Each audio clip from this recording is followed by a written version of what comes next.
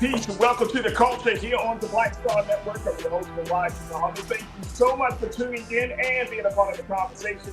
Folks, we got a dynamic show for you this afternoon. First and foremost, let's talk about how one black running group has filed a major lawsuit against the Boston Marathon claiming racial discrimination. We'll give you the latest details as we check in with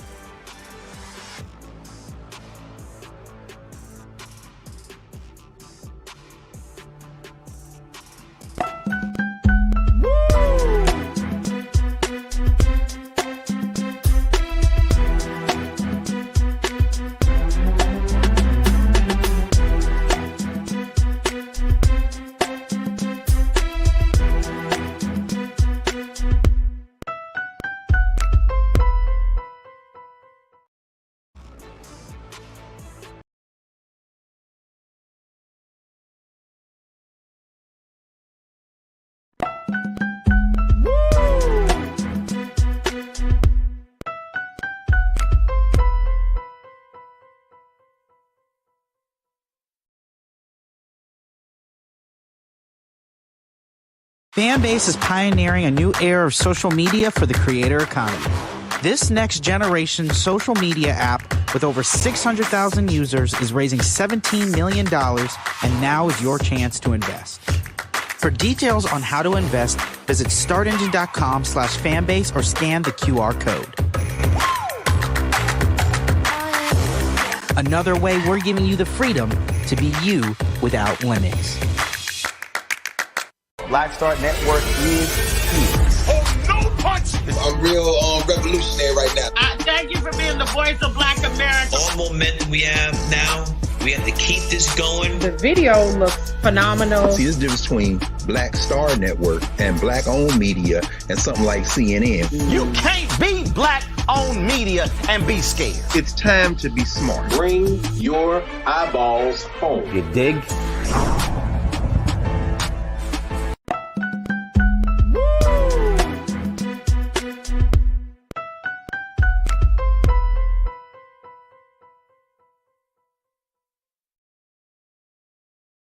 All right, folks, there we go. Working out the kinks. Welcome to the culture here on the Black Star Network. I'm your host, Farajii. Thank you so much for tuning in and being a part of the conversation, folks. We got a lot of great discussions for you as we're going to be checking in later on, talking about supporting black entrepreneurs here in the city of Los Angeles, how one organization is doing that. Also, later on, we're going to be discussing how we're honoring black jockeys and how black jockeys will be honored for horse racing at the industry's biggest race at the Kentucky Derby. We'll have that.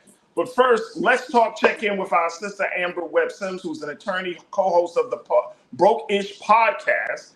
And she's going to talk to us about two things. One is a major lawsuit that was filed against the Boston Marathon by a black running group. We'll have that discussion. And later on in a moment, we'll also talk about how black men are wanted for former President Donald Trump's hush money trial. Really? Now you need black men to help you in a little jam, Mr.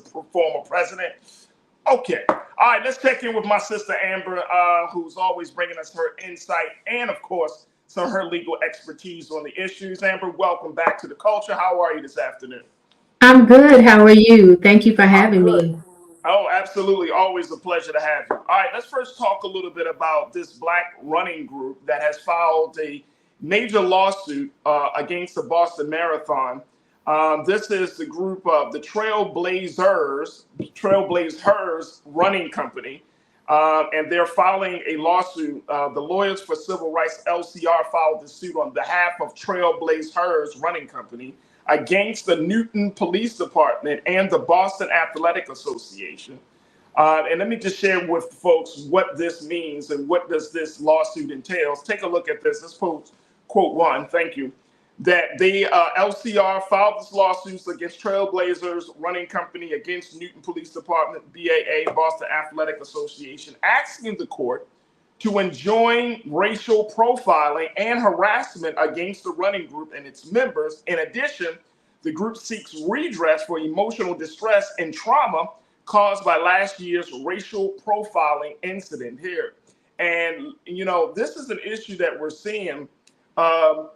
Let's throw up quote number 2, please, Lisa, and I want to get Amber's take on this. According to the complaint, which was filed in a federal court in Massachusetts during the 2023 race, the MPD, Newton Police Department, singled out spectators from Trailblazers Running Company and other running crews that serve primarily people of color, racially profiling, targeting, and harassing them. This allegedly occurred near mile 21, where the group organized a designated cheer zone and had extended the invitation for other running groups led by people of color to join, per the complaint. More than 100, mostly people of color spectators were gathered together. Wow. Wow, Amber, major lawsuit here. Talk to me. What do you make of this? And is this a lawsuit that you think that the Trailblazers running group will be able to win? Well, I think the Trailblazers are definitely taking a page out of the NAACP's handbook and how they chose to file their original complaint with the court. Because one of the things they did, like the Trailblazers with civil rights litigation, is they included documentary evidence, which is normally not something you have to do when you file a complaint or a lawsuit. Despite what a lot of people think, you actually don't have to include evidence. You have to lay out your allegations in accordance with the laws that you are seeking to file your lawsuit under. So what they did was they included photographs to show how they were having their people treated differently than other spectators at different mile markers. So for example, they included a photograph of a demonstrator feeding a runner a donut, of demonstrators being allowed to cross the lines and celebrate and congratulate runners. And then they showed documentary evidence of how the primarily Black and brown celebrators at mile 21 were being treated differently. And so I think they are definitely coming out of the gate swinging to show that they have a viable 14th Amendment violation that they are alleging in seeking this recourse against the Newton Police Department and the Boston Athletic Association. So if this is the situation, and you know, this is something that they're doing right before the next marathon that kicks off this year in a few weeks, but they're already looking at trying to at least make some headway on this. How far will this particular case go, given the time frame that we're talking about here? So generally, lawsuits are marathons and not sprints, which means that they can take a while. But part of what they are seeking here is injunctive relief in joining the Newton Police Department from policing the mile 21 marker the same way that they did last year. And that is a type of emergency relief. So we can expect a ruling on that part of the lawsuit at least pretty fast, because obviously the runners want that part of the lawsuit resolved so that their spectators will not be subject to the same type of conduct this time that they were allegedly subjected to in 2023. So I suspect we'll have a ruling on the injunctive part pretty fast. The part where they're seeking money damages and all of that could carry on, I mean, even into the 2025 race. So we might not hear a final judgment on that for a while, but we'll probably hear something on the injunctive relief part pretty soon. So they're saying in the complaint, Amber, that this has been a tradition for the last 4 years, arguing that this mile market is of special importance. According to Trailblazers, they said it stands as a key place where runners of color are acknowledged and celebrated, helping create a powerful and affirming experience for runners of color. But during that race, Newton police officers allegedly formed a human barricade separating them from the course. So, I mean, for something like this, it would seem like video would be the critical part of this whole process. Am I thinking this correctly? No, you're absolutely right. That's why I said that earlier that they were taking a page out of the NAACP Civil Rights Litigation Handbook, including that documentary evidence with the complaint. So I suspect they will have video evidence later on, but for now they have attached pictures showing white spectators clearly engaging with the runners, not being subjected to police harassment or police interaction when they were getting close to and interacting with the runners, which begs the question, why all of a sudden are things being handled differently if these allegations are true at mile 21 than they are at places where predominantly white onlookers congregate? Because why are people being allowed to feed the runners, congratulate the runners, touch the runners at other mile markers, and then you are raising it to a different level of enforcement at a different mile marker? And if the only distinguishing characteristic that is different is race, then that actually does run afoul of the 14th Amendment.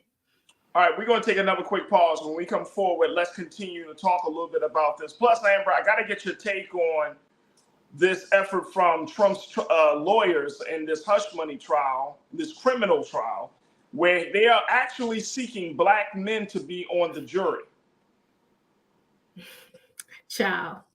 Amber. I'll save my thoughts. Amber, we're just getting heated up, y'all. Amber Webster is joining me. Y'all know how we go. I want you to post your comments, and I didn't even mention, big shout out to y'all, the Online Culture crew. But thank y'all so much for tuning in. Make sure y'all post your comments as we stream it on Big Brother Roland Martin's social media page, on his Facebook page, on his YouTube channel. I would love to get your take on this case around the Boston running group, and also what's going on with this Trump trial. This is the second day of the trial.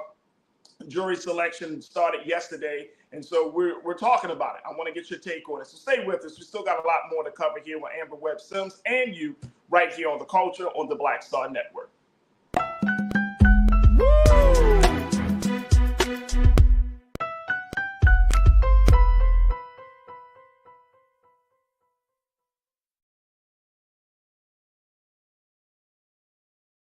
Fanbase is pioneering a new era of social media for the creator economy.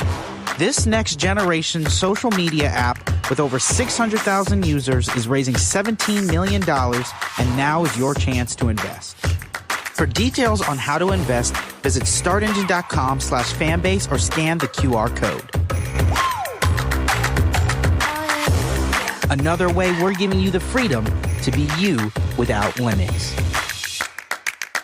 Game on. State of the Union 2024. Huge night for President Joe Biden. This was a CBS receipts type of night. He dragged the hell out of the Supreme Court. And he said, y'all gonna see the power of women. Trump's brain is melting as we speak. We want to organize from a place of strength. There's no confusion whatsoever about what they've done and what they plan to do. What Donald Trump is doing is presenting a fallacy. He is convincing them that he's all in it for them, when in fact he's all in it for himself. We do not feel Joe Biden, in spite of the success that have taken place during this administration economically. There are too many things where we do not feel like he's had our back. You should also be investing in the barbershops and the beauty salons and the hookah bars and the folks who are going to the club, and there's a way to actually get them registered because we've done it before. But if you don't have folks who understand that dynamic, then you're missing a big opportunity. So we said we just celebrated. For what? Why don't you go to celebrate rather than recommit yourself to the fight if the very thing we went to celebrate has been gutted? Republicans did not support a lot of the bills that were necessary to keep the country fluid. You can't only love your country when you win, right? Oh, no. You guys don't want another $2 trillion tax cut? This was absolutely the knockdown, drag out that we were really waiting for. Black voters are the base. They're the most important base of the Democratic Party. There was very few language in this speech. At the time, we see an attack on Black history, attack on DEI. The end of the BLM racial reckoning thing has come to a complete end because there was nothing in this speech for that. Our movement has never been grounded in two-party politics in this country. All of our movements ultimately get co-opted by a state that is anti-Black. They called the old because they knew the way, and they called the young because they were strong. And I believe there is a good combination of that, but we can have ideas and we can have visions and dreams, but we have to have our young people also working beside us because they are strong, and they will run that race, and they will run it to the end. Activists, organizers, and young people have been pushing this administration to be on the right side of history and to do something about the issues that they care about. While the Ukraine and Palestine are critical issues, they are not the only global issues. Not a single Black person who should ever let it come out their mouth that I'm tired because there is somebody else who came before us who didn't stop fighting.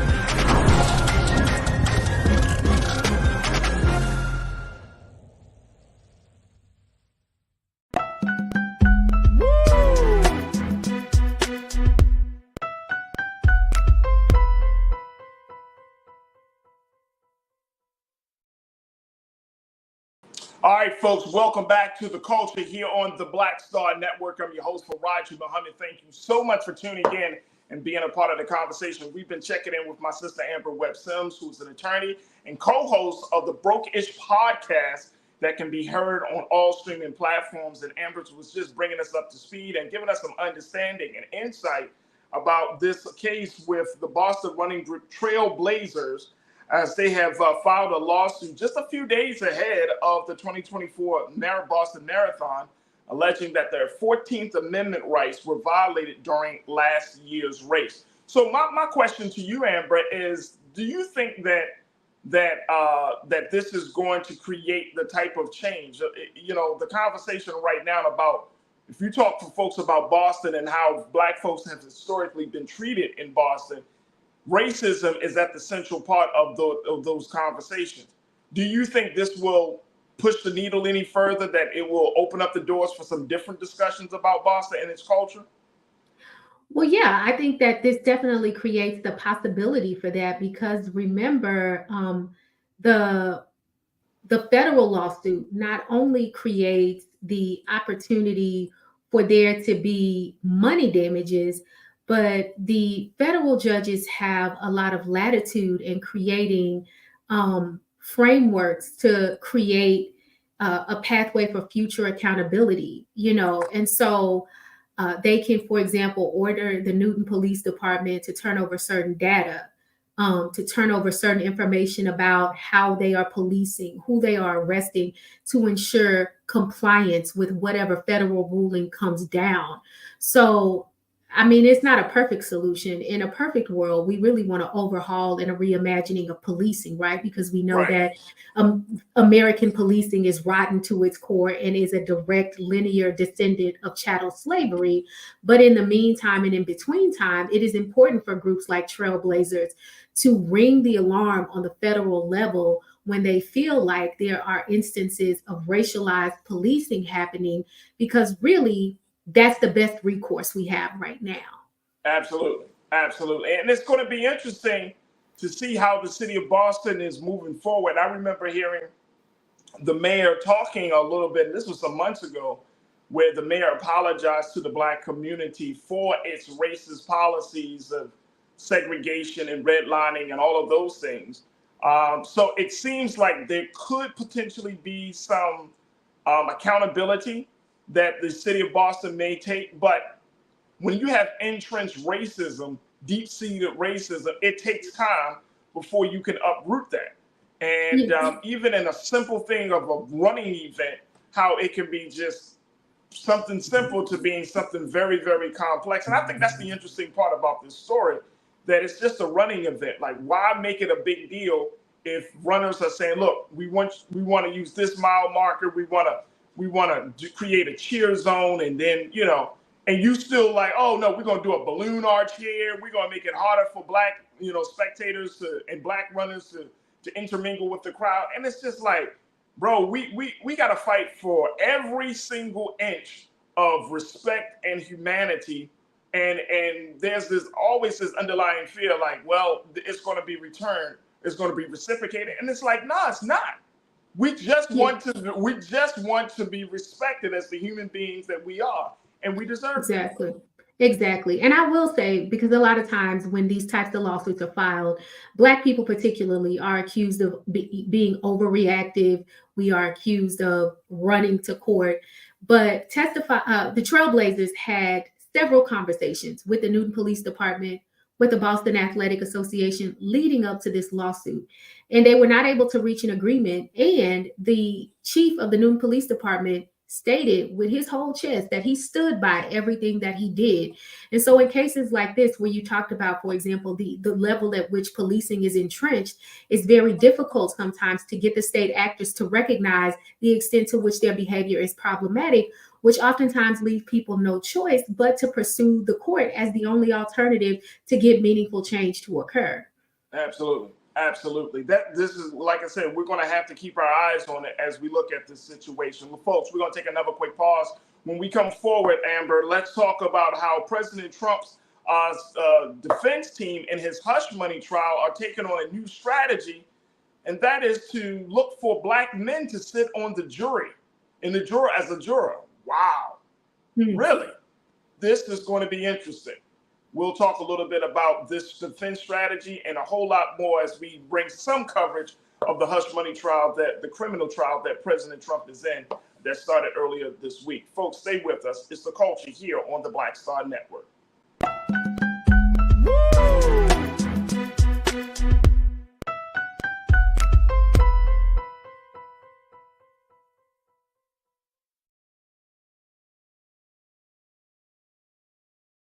I need you to scream for your new beginning. 5, 4, 3, 2.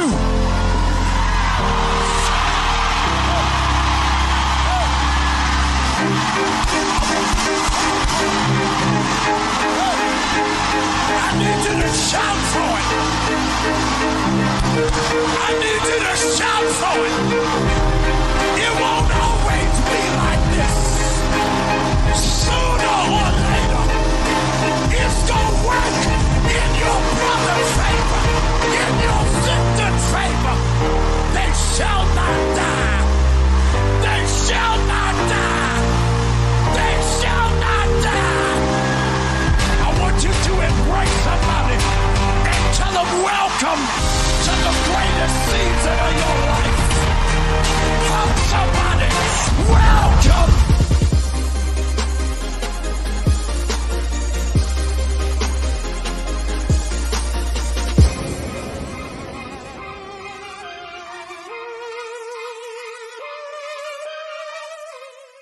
Fanbase is pioneering a new era of social media for the creator economy. This next generation social media app with over 600,000 users is raising $17 million, and now is your chance to invest. For details on how to invest, visit startengine.com/fanbase or scan the QR code.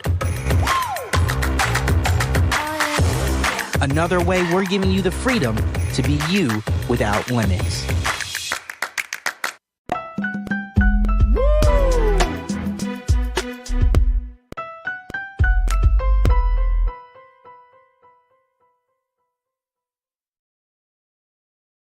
All right, folks, welcome back to The Culture here on the Black Star Network. I'm your host, Farajii Muhammad. Thank you so much for tuning in and being a part of the conversation, joined by one of our great legal contributors, Amber Webb Sims, who is an attorney and co-host of the Broke-ish podcast.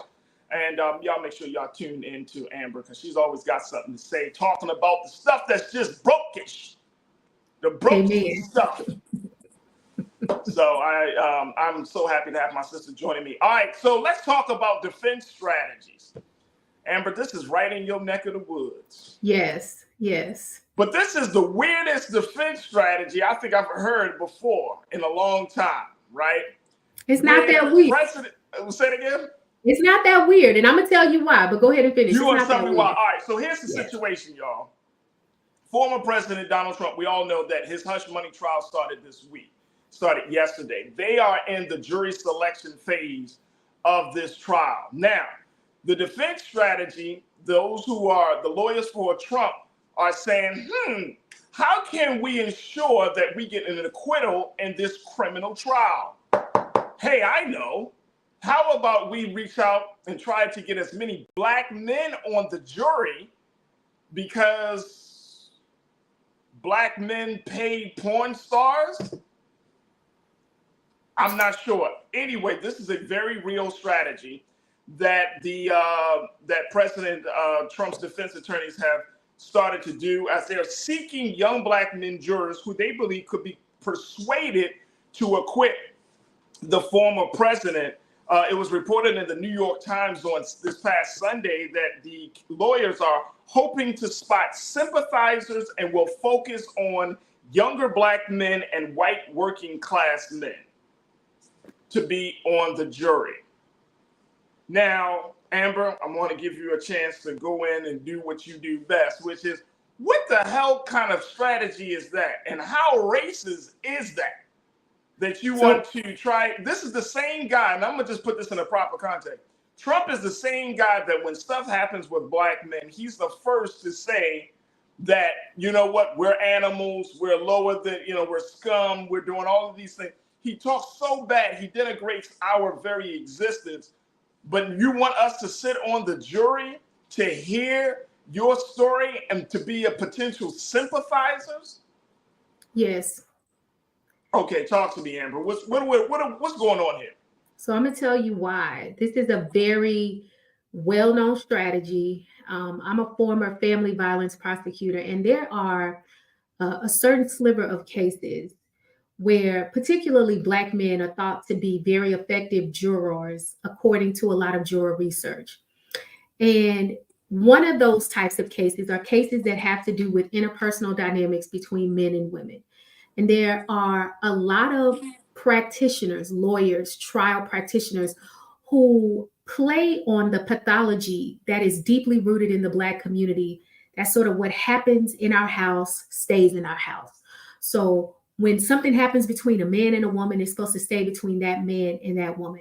And that is why the disinformation campaign regarding what the real issue is about this Stormy Daniels thing has been so effective.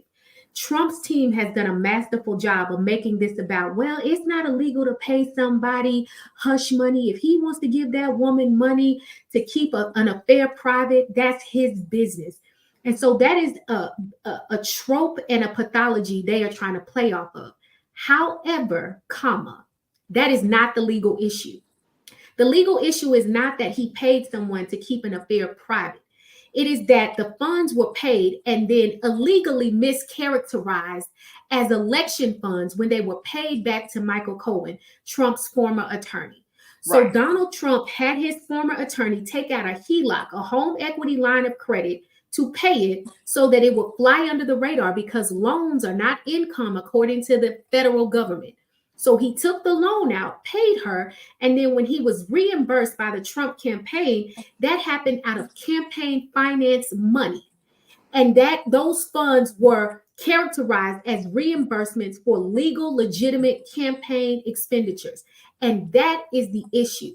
But what Trump's attorneys are hoping to do is to muddy this and make this about a man trying to keep his personal business personal, and knowing that that is something that deeply resonates with Black people who have historically been stripped of the rights to privacy and autonomy within their own family.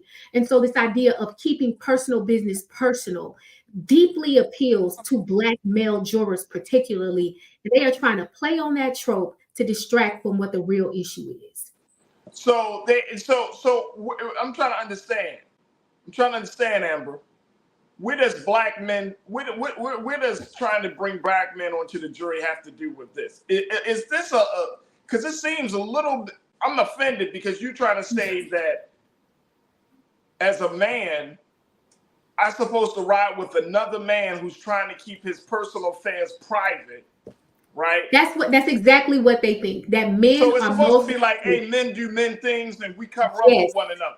Yes, you are hitting the nail right on the head. That is exactly what they are trying to. That is the pathology they are trying to capitalize off of. This idea that men will be sympathetic to another man, and all he's trying to do is keep his personal business personal. But that is not the issue. That's the issue they made it about in the trial. You can keep your personal business personal all you want. What you cannot do is lie about it and take funds that legally have to be earmarked for legitimate campaign expenses and use those funds to reimburse your lawyer for paying off hush money and then lie about what that money was used for. That is what you cannot do. But they are hoping to muddy that and really just say, oh, this was a man who was trying to keep his family intact. And they know that the people who are most likely to resonate with that argument are young males. All right, well, then you know what? Let's ask some black men that are always in the chat. I love my brothers in the chat. I love the brothers of the culture crew.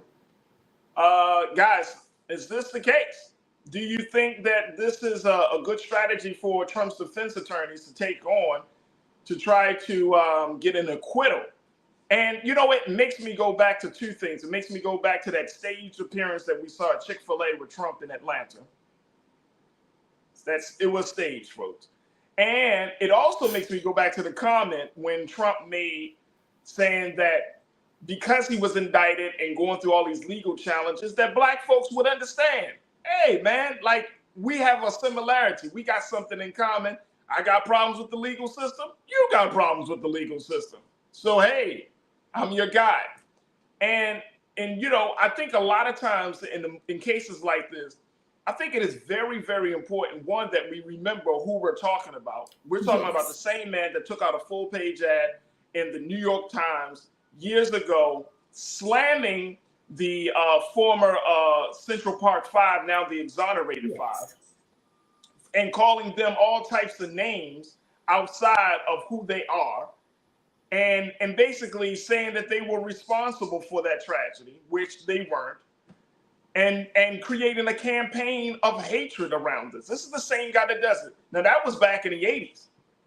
He's continued through the 90s, through the 2000s, in some way, shape, or form, has, and not only just embarrassed, but insulted the intelligence of black men on numerous occasions. And of course, leading up to this year's presidential election, we're seeing more comments and things like that. So I'm trying to understand, do they not believe that, maybe it's just me, but as a defense attorney, do you like read the room and say, wait a minute, Trump, I don't think this is a good strategy because your relationship with this group of people, with these men, is not a good relationship? Listen, birds of a feather flock together. So the same way that Donald Trump is delusional and divorced from reality, what we have seen is that those type of people attract a very particular type of lawyer. And it is usually not lawyers who are competent or lawyers who care about their reputation. And so, first of all, even if that is a strategy you were going to use, the fact that these people that don't have enough sense to not even talk about it, that in and of itself is indicative of everything you need to know about them. But also the fake solidarity, I think that the fact that this prosecution is being led by a Black district attorney, he is going to have a lot more latitude than most attorneys to call the bull crap for exactly what it is and to stand up with a very justified sense of righteous indignation to encourage the jurors to see exactly through the fakeness and the phoniness for what they are trying to do and how they are trying to make this into a man being criminalized for a personal issue, as opposed to a man who jumped through hoops and over and above bridges to try to conceal illegal activity. Absolutely. Shauna Marsh, my sister, checking in. Shauna, welcome back to the chat. You say they are foolish if they think this will work. I don't know what caliber of black men. As far as I know, the men I grew up around in New York City and most of my male friends don't like him. But I feel like, and Shauna, I agree with you. I just feel like some of us, and I'm talking about my brothers, some of us got this kind of a la carte type of remembrance. You know what I mean? Like, we're like, oh, well, he did that, but did he stood for this. And I think it's just this weird, distorted, this is much deeper, Amber, but you can certainly speak on it.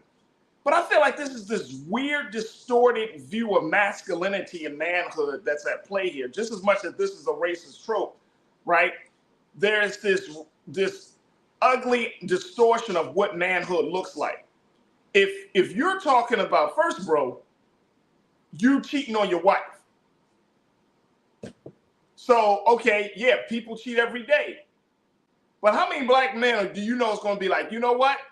That guy cheats on his wife, I cheat on my wife. Therefore, I get her. So, you know, it's this very weird, ugly view of what manhood, masculinity is supposed to be about. And then going back to that original point that you made, Amber, talking about that we kind of cover up for one another. I'm not covering up for a joker who don't give a damn about me.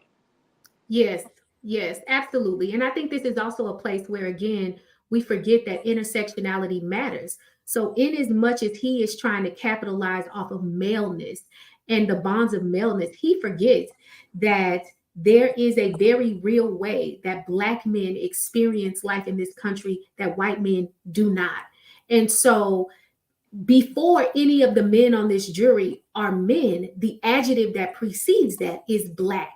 And so I think that what happens is that you have these people who are not taking into account an intersectional framework where, yes, there is definitely a maleness and a male privilege about this that is very real. This idea that men stand in solidarity and sort of cloak other men in protection when they do these underhanded and less than integral things inside of their families. However, that is not the same thing as a Black man being willing to overlook a white man taking positions that are adverse to his literal survival. And so I just think that they are grossly overplaying their hand and the extent to which maleness will trump Blackness in this equation.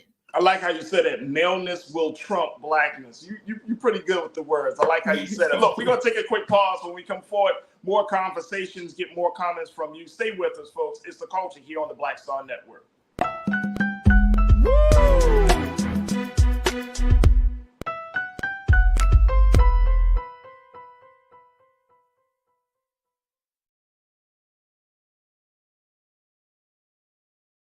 Fanbase is pioneering a new era of social media for the creator economy. This next generation social media app with over 600,000 users is raising $17 million, and now is your chance to invest. For details on how to invest, visit startengine.com/fanbase or scan the QR code. Another way we're giving you the freedom to be you without limits. When you talk about Blackness and what happens in Black culture, we're about covering these things that matter to us, speaking to our issues and concerns. This is a genuine people-powered movement. There's a lot of stuff that we're not getting. You get it, and you spread the word. We wish to plead our own cause. Too long have others spoken for us. We cannot tell our own story if we can't pay for it. This is about covering us. Invest in Black-owned media. Your dollars matter. We don't have to keep asking them to cover our stuff. So please support us in what we do, folks. We want to hit 2,000 people, $50 this month, raise $100,000. We're behind 100,000, so we want to hit that. Y'all money makes this possible. Check some money orders. Go to P.O. Box 57196, Washington, D.C. 20037-0196. The Cash App is $RM Unfiltered. PayPal is R Martin Unfiltered. Venmo is RM Unfiltered. Zelle is Roland@RolandSMartin.com.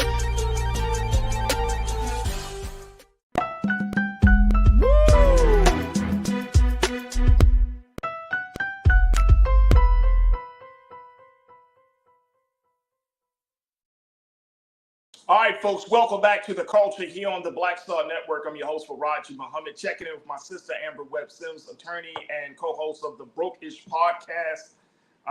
And we're talking about how Trump's defense attorneys are now talking about using the strategy of trying to get more Black men on the jury, as well as white working class men as well. So, you know, their approach is, look, we need to get some men on the jury. And I love how you said it, Amber, just a few moments ago, talking about creating this cloak of brotherhood around Trump so that it can lead to an acquittal. Like, what? I can't speak for white working class men. I can't speak for that because that's not my reality. But I have to say this, Amber. The more and more we hear this guy or the people around him or just any type of anything relating to this guy in terms of the view of how this guy sees himself, how he sees other people, how he moves in the world, it just becomes more and more clear that if you are a Black man or a Black woman and you go all in for Trump, it's like something, I do have to question your sanity and your intelligence at the very same time. I'm going to be honest with you. And I know some people might think that's harsh, but that's not harsh because I would rather you to say, I'm not going to vote at all, rather than for you to say, well, I understand. But the thing that I think that works in Trump's favor is that he will get you looking one way, looking this way, looking up and looking down, to the point that you're moving around so much you don't recognize what's right in front of you. Yes. And I think that's part of the strategy, is creating chaos, misunderstanding, double talk, all this other stuff. So your brain is trying to process it all, and then when it comes down to the nuts and bolts of a situation, you don't even know which way is up. You don't know which way is the best way to deal with it. I mean, that's what I think is the best strategy: confusion, then compliance.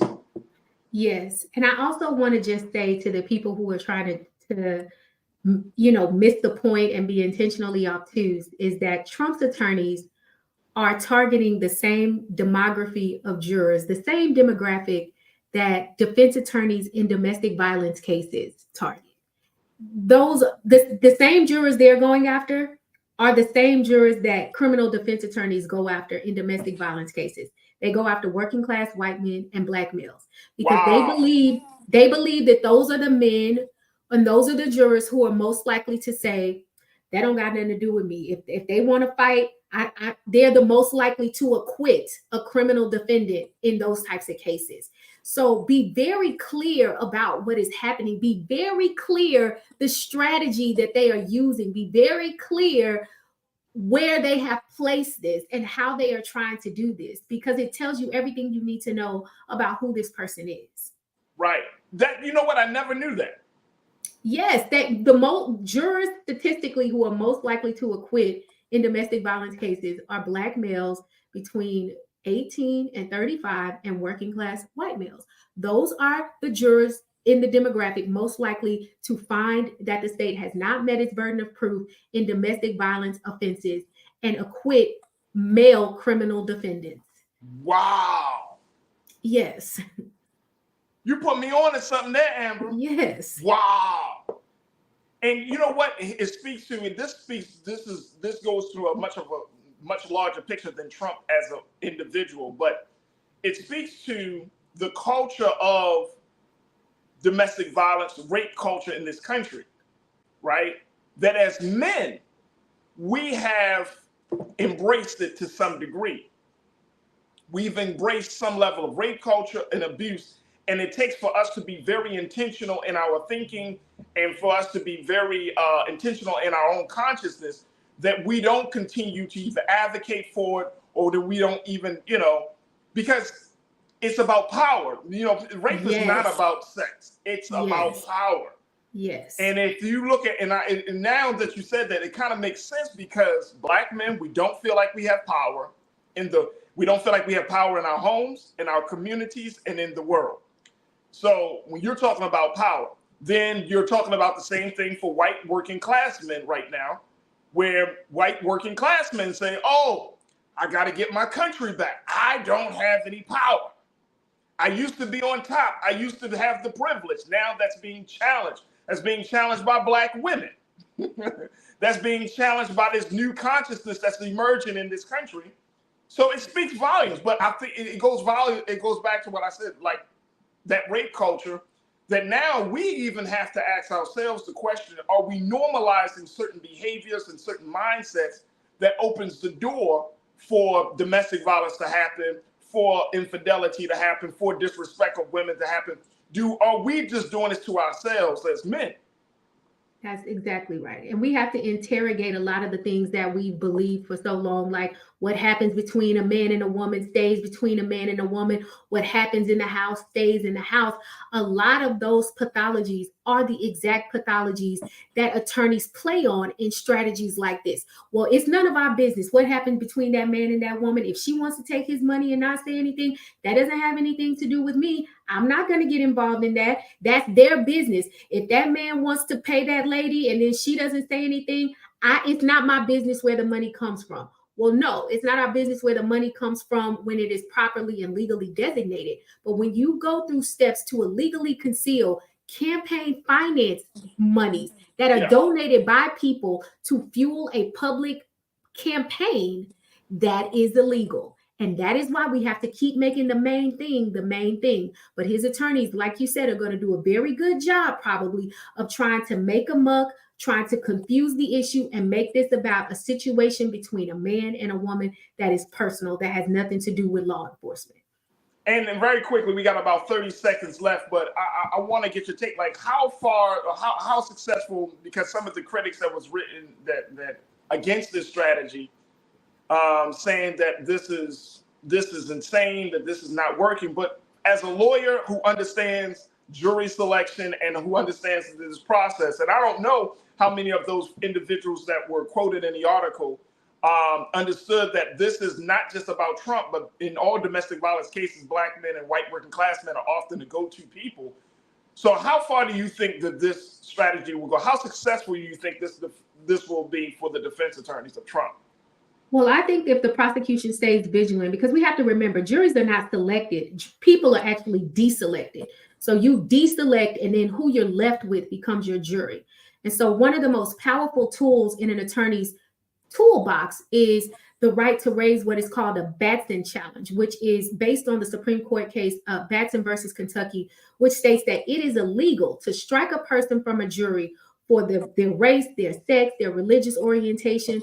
And so I believe that if the prosecution stays vigilant and asserts Batson challenges, if necessary, against this defense strategy, where we see them striking disproportionate amounts of women or black women or white women or non or people who don't fall into the demography they're targeting, hopefully the court will sustain those Batson challenges and refuse to allow the defense to strike people for illegal reasons.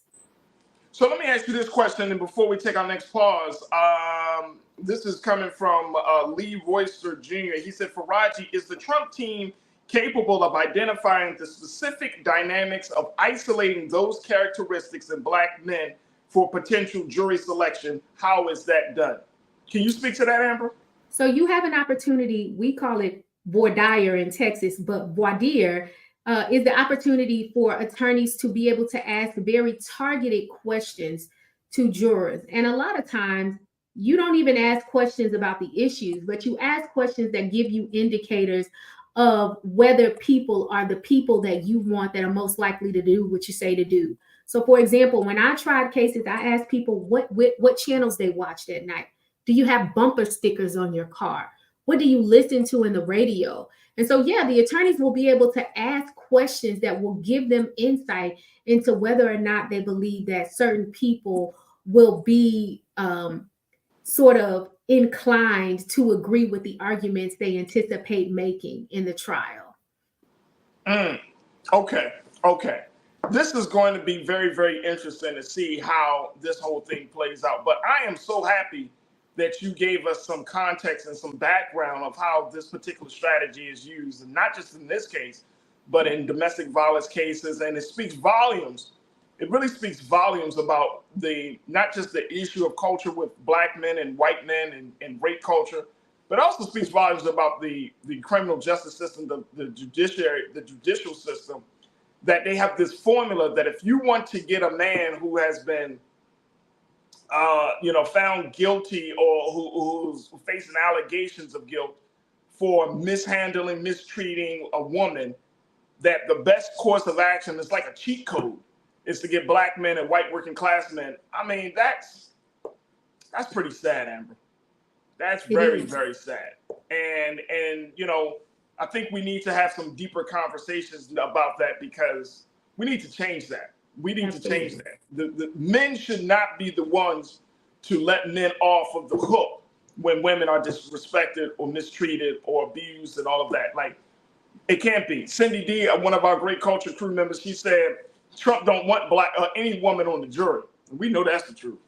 Absolutely. He don't want no women, let alone he don't want black women on the jury. That part. That is it.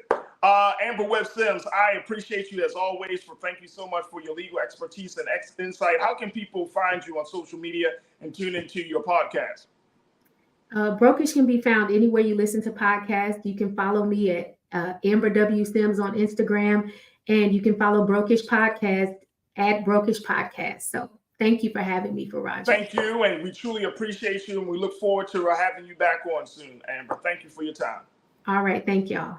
Absolutely. All right, folks, we got to take a quick pause. When we come forward, let's talk about Black men who are doing some very positive things. We're going to be checking in with a group of organization that's doing its part to advocate for Black jockeys to be honored and to be shown the proper respect they deserve at this year's Kentucky Derby. We're going to have that conversation up next. Also, we'll want to look at the issue, some other issues that we got on the agenda. So stay with us. We got a lot more to cover in the second half of The Culture right here on the Black Star Network.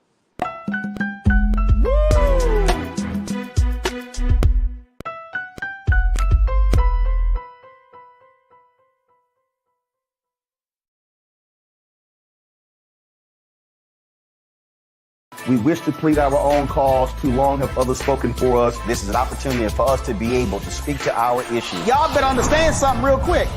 We ain't going nowhere. It is a continual battle that we see all across this country. Revolution will not be televised. The revolution will be streamed. All momentum we have now, we have to keep this going. He makes sure that our stories are told. Roland Martin's doing this every day. You can't be Black-owned media and be scared. Fanbase is pioneering a new era of social media for the creator economy. This next generation social media app with over 600,000 users is raising $17 million, and now is your chance to invest. For details on how to invest, visit startengine.com/fanbase or scan the QR code. Another way we're giving you the freedom to be you without limits.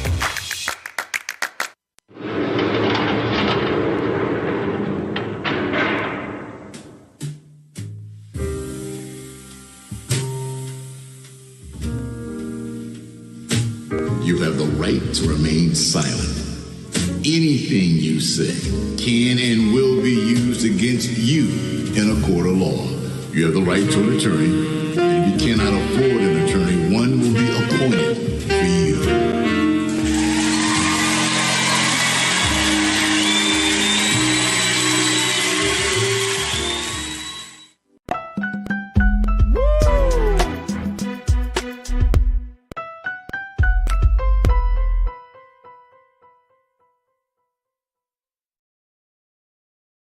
All right, folks, welcome back to The Culture here on the Black Star Network. I'm your host, Farajii. Thank you so much for tuning in and being a part of the conversation. As we've been having some great discussions in the first half, we checked in with my sister, Amber Webb Sims, attorney and co-host of the Brokish podcast, to talk to us about the latest case with Black running group Trailblazers and how they're following a lawsuit against the Boston Marathon for discrimination and racial profiling. We talked a little bit about that, and we talked about how former President Donald Trump's defense attorneys are employing a strategy of trying to get more Black men and working class white men on the jury to possibly lead to an acquittal of the former president for this hush money trial. So we will see. And there's some breaking news that have happened that there have already been 6 members of the jury that have been sworn in for the trial. So this is moving along very, very fast. And again, folks, for former President Donald Trump, this is a criminal trial. And he is facing prosecutor Alvin Bragg in the state of New York. So we'll certainly keep you up to date on all of the latest developments as we've been streaming what's been happening on a trial on BlackStarNetwork.com, as well as make sure you stay tuned to Roland Martin Unfiltered. Now, speaking of the network, make sure you go to our website today at BlackStarNetwork.com. Download the app for free. Follow us on social media, and we would love to connect with you there. Just follow us at Black Star Network. And more importantly, we ask for your support and to be a donor, to be an investor, to be a stakeholder. So your support makes a world of difference. It means everything to us. Without your support, we can't do the work that we are called to do here. So your support means everything. So make sure you drop a little something in the bucket for us. And we're also streaming on Amazon platforms. Make sure you check us out on the Amazon News on your Fire TV. Make sure you check us out on Amazon Prime Video, where you can find us on the Prime Video app under Live TV The News, or find us on Amazon.com under Prime Video The Live TV The News. We're on the Freevee network, so make sure you find us on now under Black Star Network for news, as well as Plex TV, 24 hours a day, 7 days a week. Just search for Black Star Network or find us under Live TV The News and Opinion. Folks, now we want to do our due diligence to honor brothers who are doing the work. They're not going to sit on the Trump jury. These are brothers that are doing something else more special and much more impactful. That we're going to be checking in now with the group Black Menswear, which is a cultural impact organization and collective global group of professional Black men who have exclusively partnered with the Kentucky Derby to curate a national tour and a series of events across the U.S. to bring more awareness to the historical underpinnings of Black excellence that have been at the foundation of horse racing. And so they kicked off this tour earlier this month in cities such as Los Angeles and Oakland, and they're continuing to do this tour during the racing season. And this tour will include events such as a Derby fashion show, culinary inspiration, and cocktails. They'll be educating audiences all across this country about the legacy of Black jockeys and how they were some of the earliest winners of the Kentucky Derby. Many people don't know that fact. And they also talking about how Black jockeys have dominated horse racing and made the Kentucky Derby what it is today. So we want to welcome down to the culture here on the Black Star Network, Neandre Brossard, who serves as the CEO of Black Menswear. Neandre, thank you so much, brother, for joining me today. How are you feeling? Nah, thank you for having me. I feel really good, man. I feel blessed to be able to share this platform with a good, strong brother like yourself. Oh, brother, we're trying to do our part. You know what I'm saying? You make me feel a little underdressed right now because you sharper than, you cleaner than a board of health, brother Neandre. You gotta represent. I gotta represent. I love it. I love it. I talked a little bit about the work that y'all doing. Y'all, it's interesting because your name of the organization is Black Menswear, but you're really about cultural impact, taking, having these very important like educational conversations, and you also combined it with fashion. Yeah. So talk to me about the inspiration behind Black Menswear. Man, so the movement behind Black Menswear is all about empowering Black men in our community to feel good about themselves, feel motivated about themselves, and then also feel as though they're not on an island by themselves, right? And this movement that we had really sparked out of a lot of the police brutality that we saw in the late, the middle 2000, 2015, 2016, that sparked a cry on our end to showcase more positive imagery of Black men. We fast forward that to our flash mob movement, which has, taken over really kind of the branding of our organization to where we bring hundreds and hundreds of Black men together around the world. We just, had a weekend last weekend in Oakland that made it to the Shade Room last night for positive imagery of Black men in Oakland, which those stories of Black men in Oakland are overwhelmingly negative, which was the reason why we started this platform, started this community, because we want to compound some of this momentum in our community that gets Black men forward thinking, more progressive, and less constrained to what society tells us that we are not, right? Society tells us that we aren't worthy. Society tells us all these things about ourselves. So really being able to take our platform and to shed more positivity on Black men is really how we got here today. Look, I got to take a quick pause, brother Neandre, but when we come forward, I want to kind of get your take on, why is it important? And I know it's important. Yeah. Why is it important for us to honor Black jockeys now? And what has been the holdup since then? With your organization having this exclusive partnership with Kentucky Derby, that's big because we know that horse racing is still a very exclusive event. Let me just say that, right? Yeah. It's a very exclusive event. So we want to talk a little bit about the work that y'all doing on that end on the other side. Folks, stay with us. We're checking in with Neandre Brossard from the CEO of Black Menswear. I would love to get your take on this crew as we're talking about honoring Black jockeys at the Kentucky Derby. You stay with us. It's the culture here on the Black Star Network.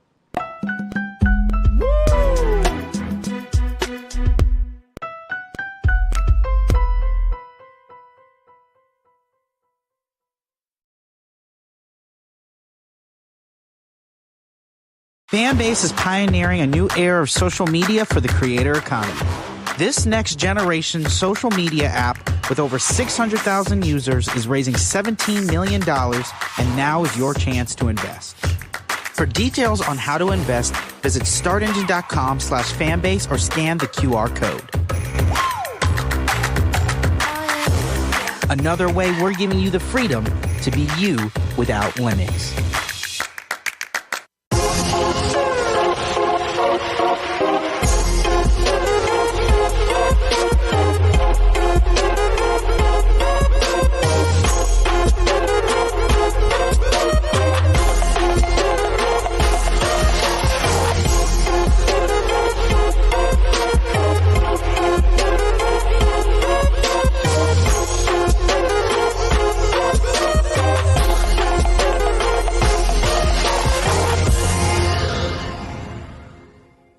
We wish to plead our own cause. Too long have others spoken for us. This is an opportunity for us to be able to speak to our issues. Y'all better understand something real quick.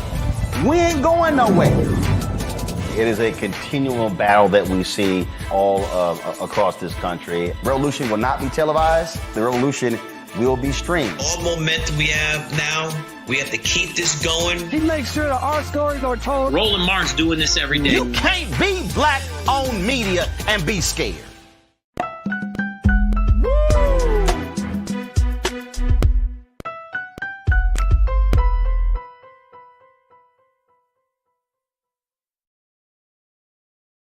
All right, folks, welcome back to The Culture here on the Black Star Network. I'm your host, Farajii Muhammad, joined by our very special guest, Mr. Neandre Brossers, who serves as the CEO of Black Menswear, as we talk about honoring Black jockeys at this year's Kentucky Derby. And Neandre, again, we thank you so much, man, for being with us today.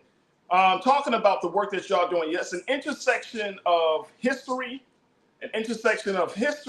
fashion, and social justice, which is interesting. You got to love Black folks for our originality of creating this space like this. And I'm wondering, why is it important for us to even have a conversation about Black jockeys this year? Not to say that it shouldn't be, but for those who might be saying, well, why are we even talking about this? Was there any particular moment, event, something that caused us to say, you know what, we need to stop a little bit and reflect on what Black jockeys has done for this game, and more important, what it's done for this part of the culture? Talk to me about that, brother. Yes. So to be honest with you, man, this is actually our year 2 with Woodford Reserve and the Kentucky Derby, right? So last year, it's kind of like you have your test out moments. And so when we talked with them last year on the Derby experience, there was, within our conversations, it's like, well, how do we make this make sense to us as a culture, right? Because you hit the nail on the head earlier. The Derby is a very kind of, you say, an elitist event. Yeah. And you think about elitists, that's something that we have often been ostracized from based on access and based on resources. And so when the conversation around, okay, well, how do we make the Kentucky Derby relevant? That's where the history came into play. And we started learning about this history that, you know, of the first 15 jockeys to win the Kentucky Derby, 13 of them look like me, right? Jeez. We're talking about the the 1800s, early 1900s. So we understand the reason why. Wait a minute. Hold on, brother Neandre. Hold on, brother. What? Yeah. The first first 15 jockeys that won the Kentucky Derby, 13 of those 15 were Black. Yes, sir. 13 of the 15 winners were Black men. Wow. And you know, again, as we go into this pivotal year, because this is the 150th race of the Derby. And so as we circle back with our partners this year, they were like, you know, we love how you guys talked about that and drew more realism to the fact that there is this culture, this connectivity of Black America and the Kentucky Derby, no matter how we spin it that it's not. And so we really leaned into it this year to really share those stories of these jockeys who were pivotal in making this event a success because of how early on they were able to have that success and really bring this event and make it a staple event. Like I say that now we're celebrating 150 years later with this year's celebration of the Kentucky Derby.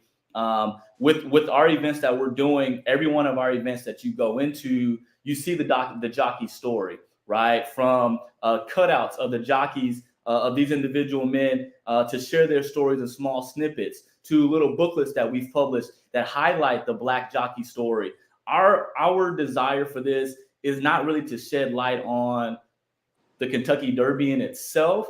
our desire for this is to showcase more Black history that's ingrained in this country that's often overlooked. Let me ask you, what has been the feedback that you've gotten from the Kentucky Derby? Have they been, I mean, we know that Black Menswear has this partnership, but was that a difficult partnership to forge, or were they like, you know what, finally somebody came in here and kind of held us accountable, we welcome you here? What's been the energy of the partnership? So it's actually been fairly collaborative, and I say that because and I also say it too. I don't know how often they try to pick up this conversation without having the right partners that can relay the story, right? But what I know is God put us here to have this strategic partnership, so that way we are the ones that can help to elevate this story around the Black jockey. Because again, we're in a unique place in history where, you know, there are some states that are trying to legitimately erase our struggle from history. But, you know, I look at our struggle as just the means to an end. Where we are today, we couldn't be there without those struggles that we had, but we can't erase those struggles because those give us the motivation. They give us the empathy. They give us the desire to do bigger and better things. And so we can't eliminate that. So our goal, again, with this is to be able to share those stories, to shout it from the mountaintops that we are a part of this history in a way that without the Black jockey experience, to me, I really think that there would be no 150th racing of the Kentucky Derby this May. So will the Kentucky Derby, I'm from Baltimore, brother. So, you know, I'm familiar with those three pivotal races, right? Preakness has always been a major event in Baltimore. For this 150 celebration, can we expect some different acknowledgement, something special that the Kentucky Derbies or at the Preakness race that will be done that's going to honor these Black jockeys? So I am not sure what it'll be like once we place our feet in Louisville. I do know that there is a lot of energy around showcasing different parts of the history. So I'm very optimistic that they will not miss this moment. We will be there. So even if they miss the moment, we're not going to, right? But we are looking forward to. Yeah, we are looking forward to being able to, and really so we're working with the Churchill Downs team out in Louisville, Kentucky, for the Kentucky Derby, and they are, you know, they're very leaning into us on speaking through this, having PR press runs while we're in Louisville to speak about our experience and partnering with them throughout the country to highlight these Black jockeys. So, like I said, if they don't, we will. No, that's dope, because it makes me think of this model now, and I don't know if this crossed your mind, Brother Neandre, or not, but it makes me think that maybe in order for us to at least change the conversation or, you know, pushing for a more inclusive culture, that we need to create organizations like Black Menswear to go into certain spaces, like, you know, whether it's sports spaces or business spaces, to say, look, we're willing to partner with y'all. Yeah, we want to, you know, this is not a confrontational partnership, but this is a partnership where we want to use your resources, your platform, and just to highlight some of the things that Black folks have done to contribute to the rise and growth of this particular event, this particular, you know, institutional space. And so that's what I'm thinking about, because I don't know if a lot of us, and based on what my crew is saying in the chat, people are like 13 out of 15. We never knew about this. Yeah. So that gives us a sense of pride for those who do enjoy horse racing. And I don't know, you know, we're young brothers, so I don't know if we're going to be hanging out, but I'm sure our grandparents know. Yeah. I'm sure our ancestors, you know, were there. So it gives us a sense of pride. But how do we make sure that it just doesn't come down to being this superficial thing? Because like I said, you sharp as a tack. You clean, brother. And some of us, sometimes we are so focused on the presentation versus the actual message. Yes, y'all are well-dressed Black men, but at the end of the day, it's about history, it's about awareness, it's about empowerment. So how do you make sure that part of the message doesn't get muddled or doesn't get overlooked? And see, that's truthfully, that's why they brought us on for this, because if you go and you look at our platform is all about storytelling. And being able to capture you in first level with the visual and then capture you in with hearing the words that we're talking about community development, community engagement. With these events that we're doing on this national tour with Woodford Reserve, the events is less about doing a entertaining party and more about offering a immersive experience to where the individuals that are attending these events, because our first event was in LA, second one was in Oakland, we've got an event in Dallas this week, we got an event in Charlotte next week before we go to Louisville. And all of these footprints that we're building out and we're developing out for these particular events for the Road to the Derby are all focused on putting us in an immersive experience to where we're enjoying learning about the history that we have as a part of this, while taking in an elevated, high-class experience with good people. You know what I mean? And really being able to network and engage and communicate. But one thing that I learned early on in my past corporate life, when you're building a business and you're building an organization, you're trying to connect with the community, people don't care how much you know until they know how much you care. And really, we're trying to show the value of our organization, Black Menswear, caring about our community and then offering different experiences to our community so that we can showcase different opportunities for them to step outside of their comfort zones in some places and be like, oh, okay, it's cool for me to be in these kind of rooms and taking these kind of things because I've seen it and I've experienced it, and I know I can walk into these hallways. Hey, brother Neandra, can you repeat that one more time? Oh, that people don't care how much you know until they know how much you care. That was one of my sales training 101 things, where it's like you can't sell somebody a product before they know that you actually care about who they are as a human being.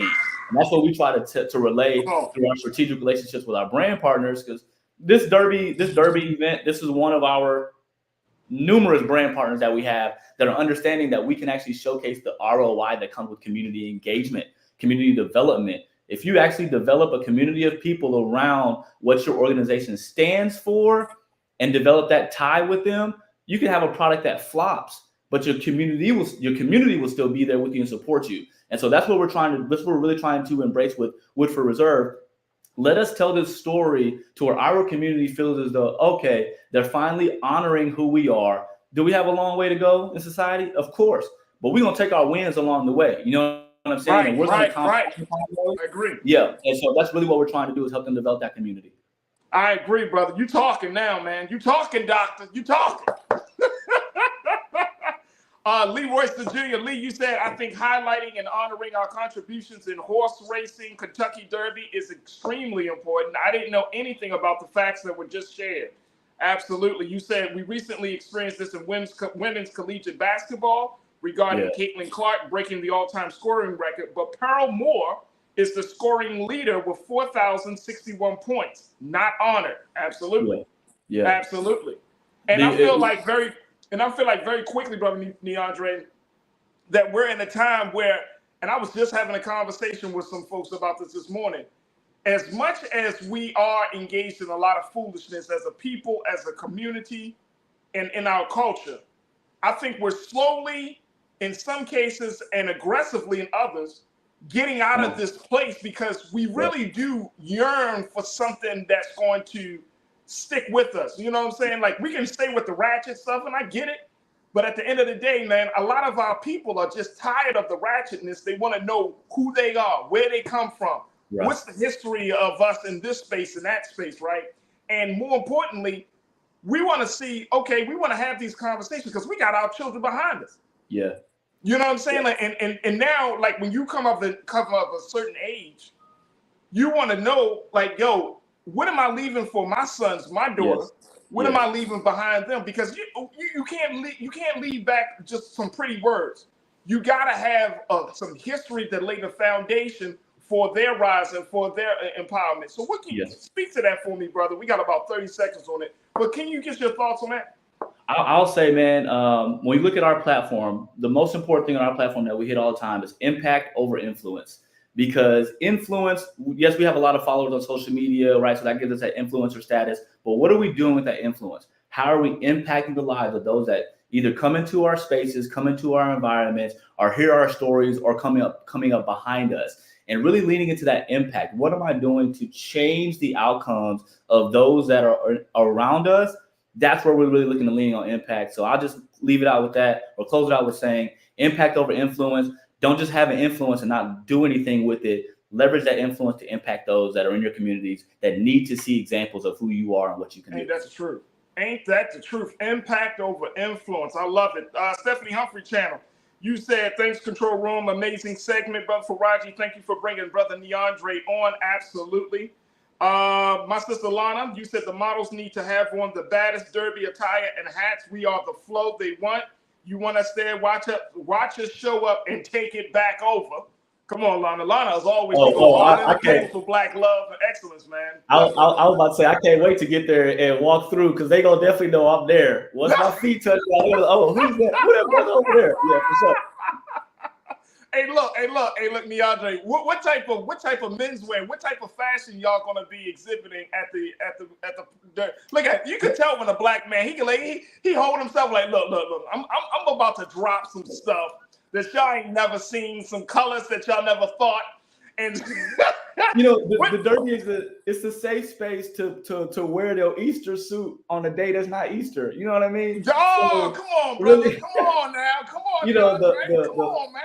The pastel colors, the patterns, it's a day where you can ain't nothing wrong with peacocking on Derby Day. And so that's what it is. I'm really excited to put some colors on. I can't tell you exactly what I'm gonna do. You can't tell me? All right, so this is what we're going, because I know you're gonna put it on your social media. Yes, sir.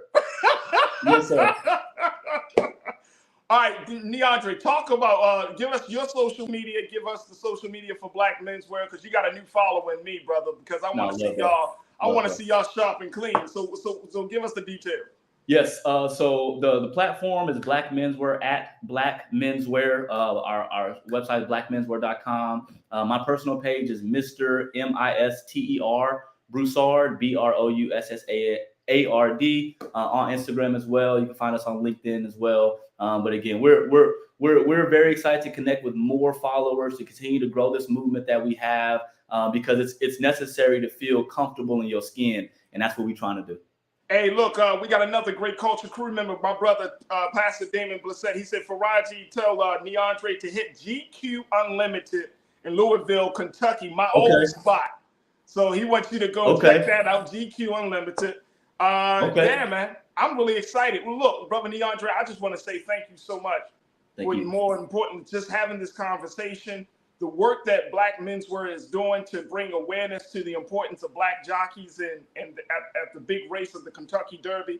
And more importantly, man, just representing so well for us, man. And I think that a lot of people, my sister Shauna Marsh said, people are yearning for substance. It's good to be seen. It's good to be, to have the nice suits on and everything, but it's nothing in comparison to a Black man that just not only wears the nice suits, but know himself.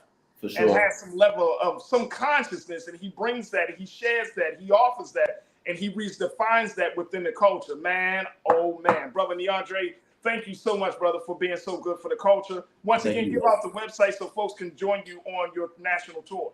You can find us at blackmenswear.com. Go and really join the flash mob. Check out the Spirited Soiree. But we love expanding our family in every market that we go to. So we can't wait to see some of you guys on the road. There it is right there. My brother Neandre Broussard. And Neandre, you got, like I said, y'all got a new follower in me, man. So I'm going to jump right on, and I'm going to check y'all out. And then I want to see y'all shine on Derby Day. So I thank you so much, brother, for joining us here on TheCulture on the Black Star Network. Keep up the great work. Thank you, sir. Absolutely. All right, folks, we got to take a quick pause. When we come forward, let's talk about supporting Black entrepreneurs in the city of Los Angeles and all across the country. We're going to be checking in with my sister Kimberly Roth, who serves as the co-founder of Covered Community, and how they're doing their part to make sure that fundraising is there. We know that there is a huge disparity in terms of fundraising and business ownership between Black owners, Black business owners and entrepreneurs and white entrepreneurs. But this one group is doing their part to close the gap a little bit. So we'll have that conversation over on the other side. Stay with us. It's TheCulture here on the Black Star Network.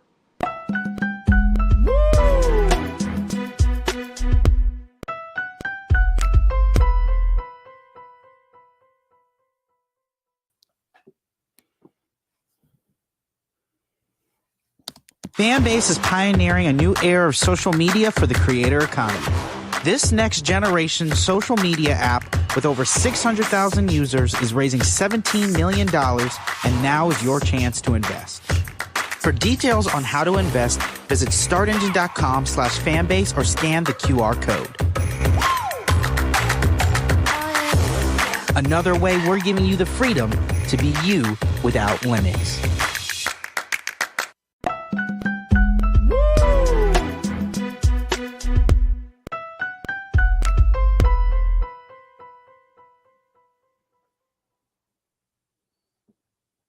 All right, folks, welcome back to The Culture here on the Black Star Network. I'm your host, Farajii Muhammad. Thank you so much for tuning in and being a part of the conversation. Man, what a great discussion that we just had with my brother, Neandre Brossard. Make sure y'all check him out at blackmenswear.com. Now, let's switch the conversation as they're talking about history and making sure that we are known in our spaces.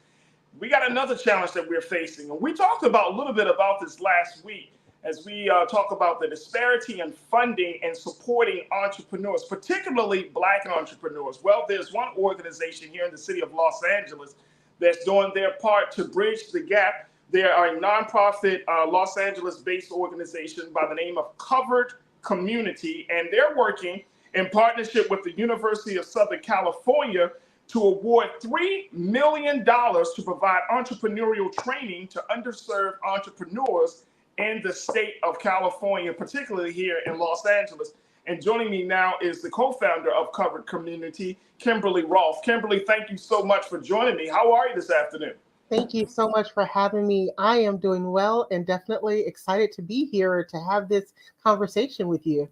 Absolutely. I'm truly, truly excited to have you here. Kimberly, talk to us a little bit about this organization, Covered Community. What is this all about?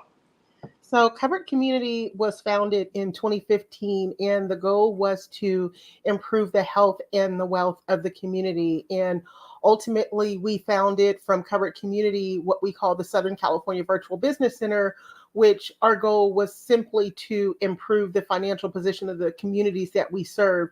And this was so important in terms of making an impact within the African American community, because one of the things that we began to understand is we really make a difference and we really make an impact in our community when we start our own businesses.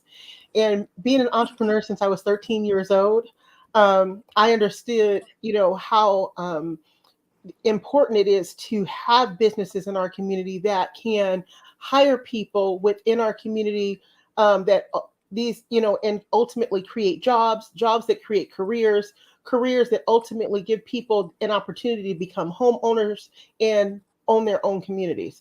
So Absolutely. For us, this work was really important.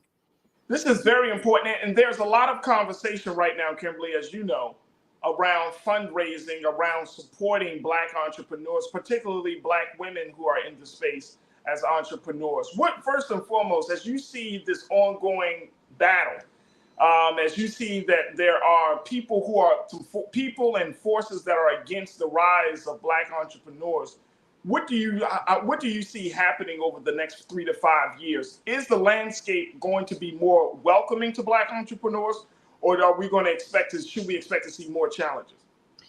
I think that at the end of the day, we just have to make our own mark and we have to pave our own way. I would love to be able to say, oh yes, it's going to be great for us. But we know, what history has, already told us that it's never an easy plight for us when it comes to starting our own businesses, raising the capital that we need for our businesses, and really getting out there and excelling and growing our businesses to the level that we need to. So, I say, it's just important for us to get out there, be strategic, pave our own path so that at the end of the day, we don't have to worry about who's doing what. Because if during a time, when Madam CJ Walker started her business, if she could create a thriving business, I know we can create thriving businesses today. And that's what we're ultimately out here doing. So, I think what it comes down to is, what's our strategy? How do we move forward? How do we ensure that we create the kinds of businesses that we need in our community? And then how do we get the support and the backing behind those businesses? As when you first launch a business, nobody really believes in it. The support is not there. The resources aren't there. But when you put in enough work and you really pursue that business and build it strategically, and you start making an impact, that's when people begin to notice, and that's when people begin to get on board with what you're doing. So that's what we're focused on. We're focused on teaching our entrepreneurs how to scale and grow businesses. Our focus primarily is we teach them how to do that using corporate and government contracts, because one of the things that we've learned is corporate and government contracts is the fastest way to grow a business to $1 million. Well, and I'm glad that you brought that up, because last week we talked about it on a show, Kimberly, where we talked about that historic decision that was made last month with the situation around the Minority Business Development Agency, and how the judge in the state of Texas said that essentially that this particular agency that was set up and designed to provide funding and resources and other needs to minority business owners were discriminating against white business owners, and ruled that, you know what, this agency needs to open the doors to white business owners. So when those type of decisions are being made, and the work that you're doing at Covered Community, how do you make sense of it all? How do you challenge that? So this is my thoughts right out the gate.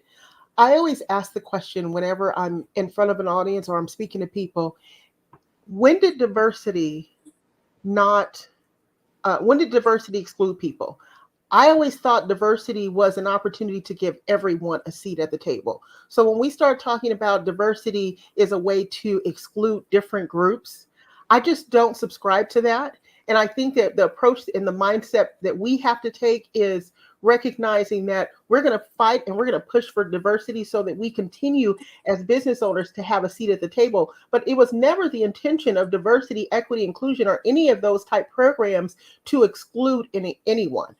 So when I say to, that the ruling that occurred, I just think that it's just another way, to shift the focus from what's really, the key issue is, and that's making sure that everyone has a seat at the table. And so that's what we're focused on. And so when people start saying, well, it excludes this group or that group, that's just simply not true. Well, yeah, that's not true. But, and I think it's interesting because it forces us to become more creative as a group of people, where we have to figure out like a new pathway. And you mentioned this, and I think you're right on point, that government and other institutions, quasi-government institutions like the Minority Business Development Agency, how these institutions have paved the way. But now I feel my great concern, Kimberly, is that now that government is in an uncertain place, we are seeing more in each and every day that government cannot handle the growing needs of a more diverse group of citizens in this country. Every group of people want to be seen and heard and supported and all of those things. So now Black folks, who I believe was the foundation of this country, we are at a crossroads and trying to figure out what's the best course to take, because the conversation now has shifted from Black people, Black business owners, to, okay, let's support minority business owners. Let's support business owners from the LGBTQ community. And when I say minority, more women business owners, right? You have a growing number of Asian Americans that are in business. You have a growing number of legal immigrants who come across the waters, get their papers, and set up business. And so it makes us, as Black folks, we're back in the same place again, where everyone else becomes a priority, and our pain and our struggle and our success is once again placed on the back burner. What's your take on that? I think I'm no less frustrated than anyone else. I feel like, as you stated earlier, we paved the way for a lot of things that have happened in this country. And I see, a lot of groups standing on our shoulders and ultimately reaping the benefits. But my mindset Come on now, Kimberly, you're about to take me to church. But my mindset is either I can focus on, the things that people are telling me we can't have, or I can figure out how to go and get what is rightfully ours. And to me, the way that we do that is we just go aggressive about taking care of our business. We were taught growing up that we had to be the best. We had to be the ones who went the extra mile. We had to be the ones who were exceptional. And I think it's concepts like that that our parents gave us and taught us. I don't think any of that's changed. I don't think any of that has changed with the new legislation, with the push to support every group except seems like at times the African Americans. But what I do think it does is it reminds us of what our position is and how hard we have to work to ensure that we make an impact not only in our own personal families, but in our communities, and so that we ultimately leave a legacy and an inheritance in our own communities. Yeah. And we're going to do that by just putting in the work. Like Absolutely. I said, if Madam C.J. Walker could do it during her time, we could definitely do it during our times. Look, we got to take a quick pause, but Kimberly, when we come back, I want to get back to some of the work that you guys are doing as you partner with USC and some other institutions and organizations and agencies. Folks, we're going to continue to talk about supporting Black entrepreneurs in the city of Los Angeles and in the state of California on the other side. Stay with us. It's The Culture here on the Black Star Network.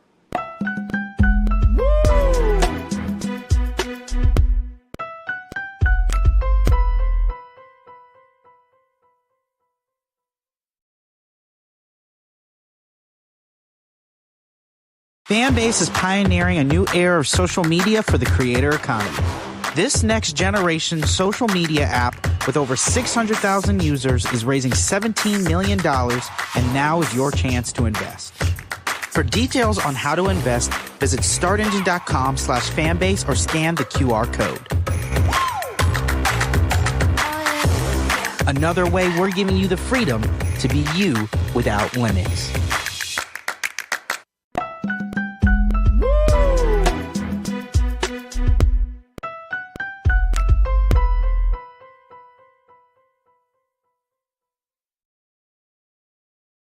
All right, folks, welcome back to The Culture here on the Black Star Network. I'm your host, Farajii Muhammad. Thank you so much for tuning in and being a part of the conversation. We've been checking in with my sister, Kimberly Rolfe, who serves as the director, the co-founder of the LA-based nonprofit organization, Covered Community, where they're working in partnership with the University of Southern California, USC, and has been awarded $3 million to provide entrepreneurial training to underserved entrepreneurs here in the state of California. And I wanted to kind of talk a little bit more about this effort, this readiness program. $3 million, it's a lot to an individual and to businesses that need it. And so I'm wondering, like, how is this program going to roll out? How is it going to touch some of the Black entrepreneurs and other entrepreneurs in the state of California, Kimberly? Well, this is a program that we are used to doing. And, I know a lot of times, when business owners hear, oh my goodness, there's another program, they get a little apprehensive thinking, I just don't want to go through another program that at the end of the day just does not yield the type of results that I'm looking for. But our program is very different. I've told every entrepreneur, and I tell every person I speak to, our program is second to none. Our program is called Capacity. And with that capacity training, what we do ultimately is we work with small businesses to secure corporate and government contracts. So what does that mean? Well, this year we are on a mission. We are on a mission to lead an entire community of small businesses on a journey to secure $1 million contracts. And so you might say to me, well, Kimberly, well, how are you going to do that?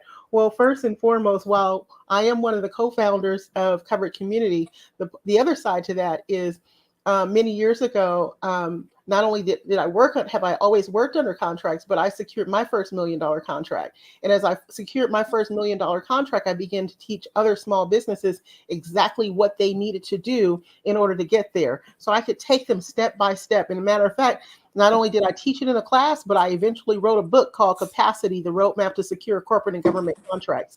And thus far, we've helped small businesses secure nearly $500 million in contracts. Wow. Tell me what other organization can say that. Wow. Wow. $500 million. $500 million in contracts. We are not playing. No, not at all. Here's the thing, though, and this is something that I read because we were talking about this issue just a little bit last week. But I read that, one, that a lot of these Black business, or a lot of Black-owned business ran by Black women. Also, that there is a high number of a high number of employees that these Black businesses and these entrepreneurial efforts have employed.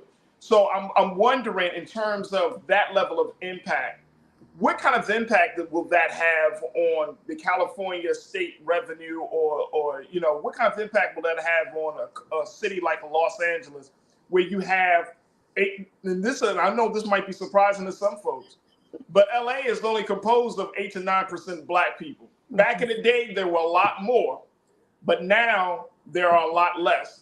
And I even also read, Kimberly, from Afro LA News, where they talked about 1 in 10 Black person that comes into LA is now becoming where the Black immigrant community of Los Angeles is growing exponentially year after year.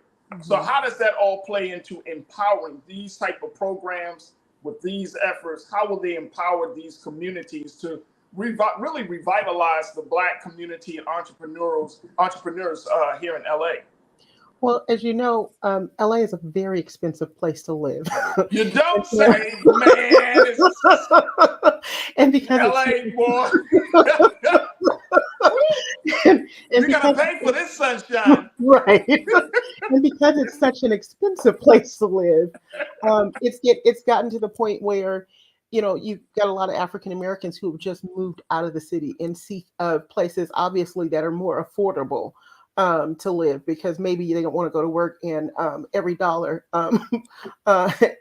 they have to just spend on just the cost of living.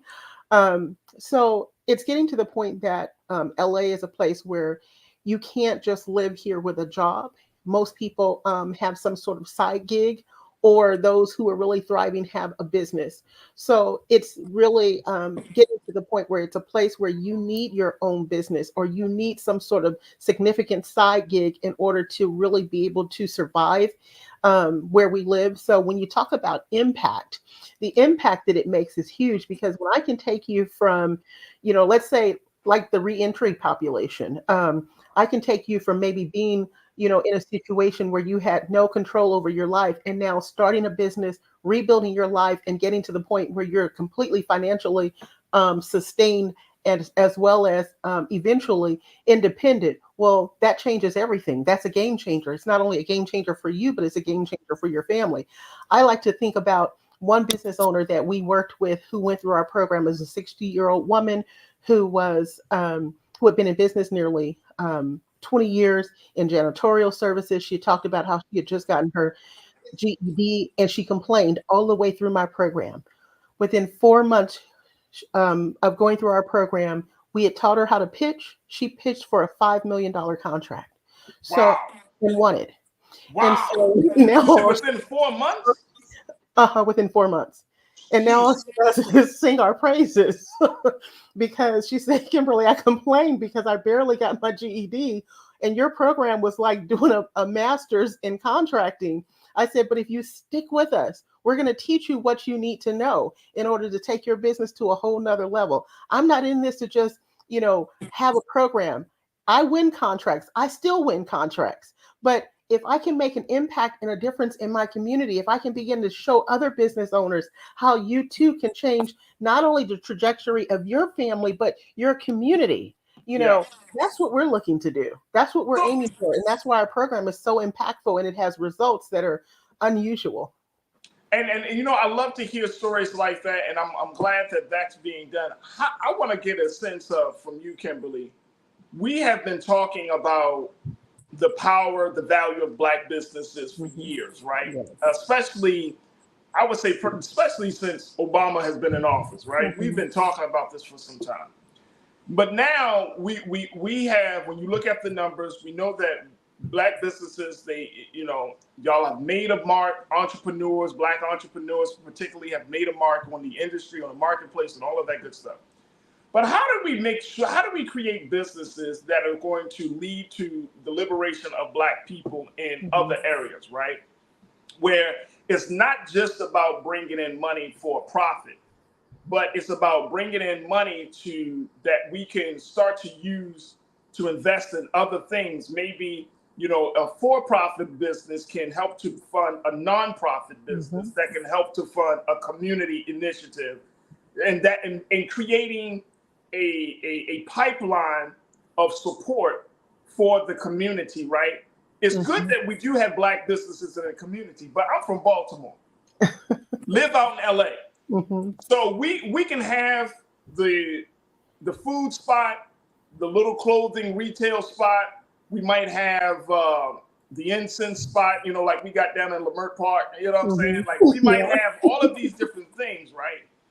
But even though they're nice when you're walking down through the neighborhood, through our neck of the woods, but I'm talking about operating at such a large level that now these businesses are the primary funders of the projects that we want to use, whether it's for community beautification, educational programs for our children, liberation programs, however we want to call it.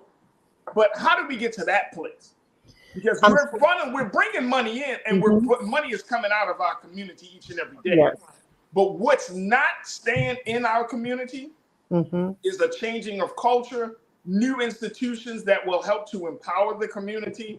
And I want to know, I think we mastered setting up businesses and running businesses, but how can we use businesses to serve as the foundation of a different reality in our community?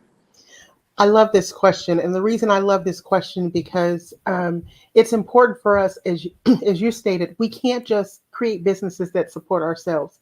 We have to build businesses that grow beyond us. We have to create businesses that are bigger than us, that have impacts that are beyond us. And the way we do that is we work to create businesses that are scalable. What does that mean exactly? It's creating businesses that ultimately at some point take on a life of their own and that can operate without us.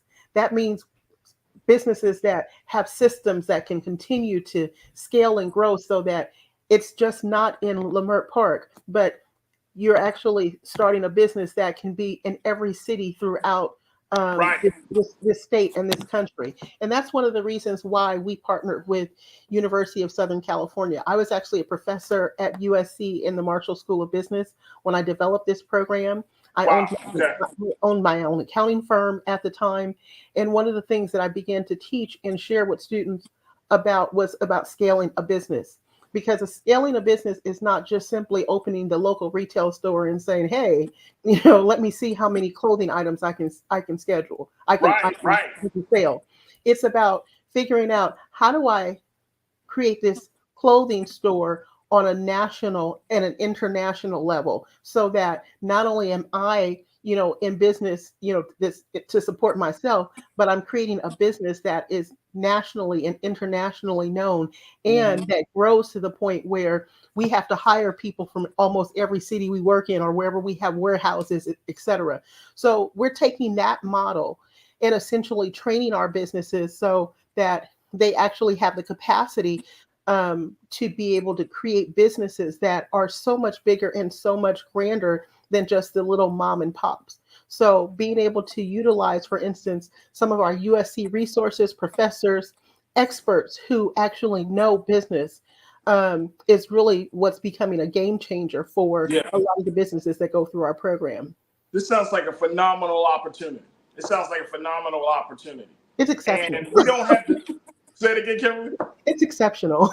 It's exceptional. You're like, no, bump phenomenal, Farajii. It's exceptional. I got you. Exceptional. But you know what? And we don't have the time today, but I think that we need to have a different conversation about our view of our own businesses, right? And I know there's stuff that's been on social media, like what you expect from a Black business versus what you expect from a white-owned business and all of those things. But I'm saying that there needs to be a cultural shift in our thinking first around this idea, because it's one thing to just, like you said, to have a business for profit and just to support yourself and family. It's another thing when that business, like in Baltimore, there were businesses. There was a restaurant called Terra Cafe. Of course, they sold food and it was a restaurant, but then at the same time, it became this community space. Oh, wow. Right, where those things, where events would take place, whether you talk about something that's more lighthearted, like a poetry slam, to more heavy stuff where there was like social justice organizational meetings and things, right? And I know that for our community, I can't speak about anybody else's community, but for our community, we need those type of spaces and businesses, and they need to be supported. They need to be supported on a daily basis, because we love being in somebody in our own space. Yes, I love it. I love it. Absolutely. But if you look at your average Black business, they're not packed every day. You know what I'm saying? They get a couple of walk-ins here and there. We get great conversation, but you can't run no business off of great conversations and right. That's absolutely. You're absolutely right. Conscious talk.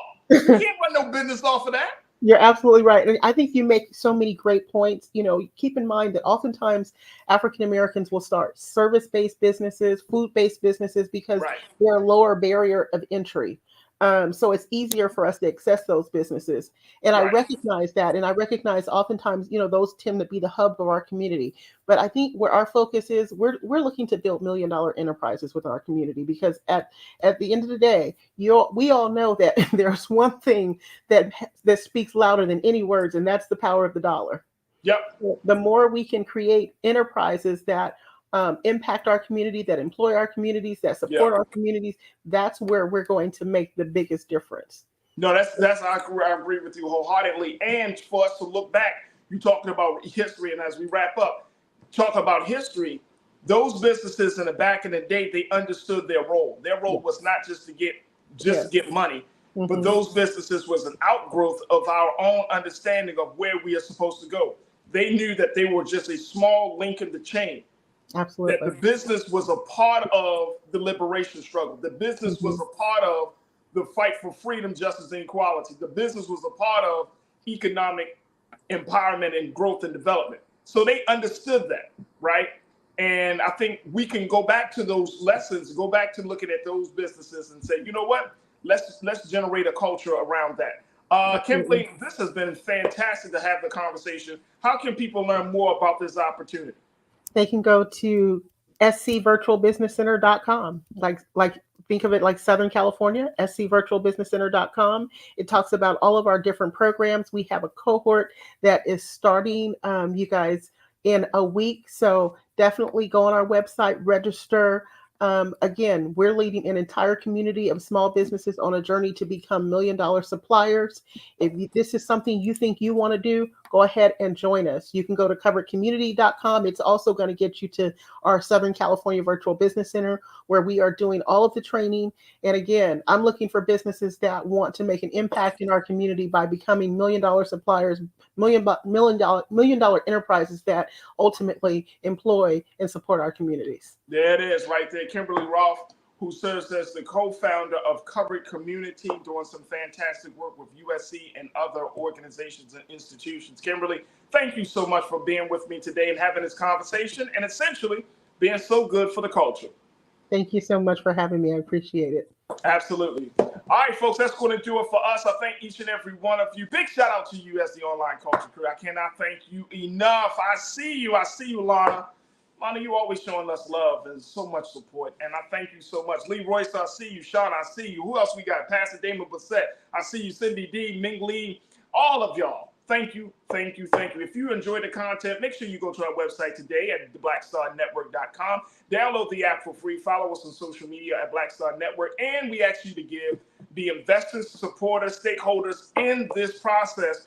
We are bringing Black content, having these conversations like no other place on the digital space. So we need your support. So go to our website today at blackstarnetwork.com. Also, make sure y'all follow me on social media at The Real Farajii on IG, at Farajii on the X platform, and at Farajii Muhammad on Facebook. I would love to connect with you and continue to build community with you as we are doing our part here on air. Look, stay tuned. Up next at 6 p.m. is Rolling Martin Unfiltered. As always, never be afraid to challenge what's wrong, stand for what's right while being yourself in the process. God willing, we will talk tomorrow for another exciting edition of The Culture right here, only here, exclusively here on the Black Star Network. Talk to you soon. Have a great evening. Peace.